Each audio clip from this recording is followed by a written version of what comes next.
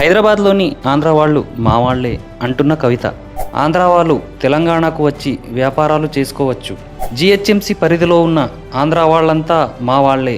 వాళ్లను 12 ఏళ్లుగా కడుపులో పెట్టి చూసుకుంటున్నాం, ఇకపై కూడా కాపాడుకుంటాం. ఏపీ నేతలు మా సచివాలయంలో గరిటె తిప్పుతామంటే మేము ఊరుకోము. తెలంగాణ సీఎం ఏపీ ఏజెంట్, అందుకే ఆంధ్ర వాళ్ళు విగ్రహాలు పెడుతున్నారు. అధికారంలోకి వచ్చాక వాటిని కూలగొడతాం. మేము ఖచ్చితంగా అధికారంలోకి వస్తాం. అన్ని విగ్రహాలు బిడ్డ పలగొట్టి ఆంధ్రాకి పార్సల్ చేస్తాం. ఇలాంటి మాటలు చెప్పే కదా ఆ రోజు 2 రాష్ట్రాల మధ్య చిచ్చు పెట్టారు. మళ్ళీ ఇప్పుడు అదే తోవలోకి వస్తున్నారు టీఆర్ఎస్ శ్రేణులు. ఇదంతా బానే ఉంది కవిత గారు. ఆ రోజు థర్డ్ ఫ్రంట్ అంటూ మీ నాన్న దేశమంతా రాష్ట్రాలు తిరుగుతున్నప్పుడు అప్పుడేమైంది? అప్పుడు అవన్నీ మీ రాష్ట్రాలా?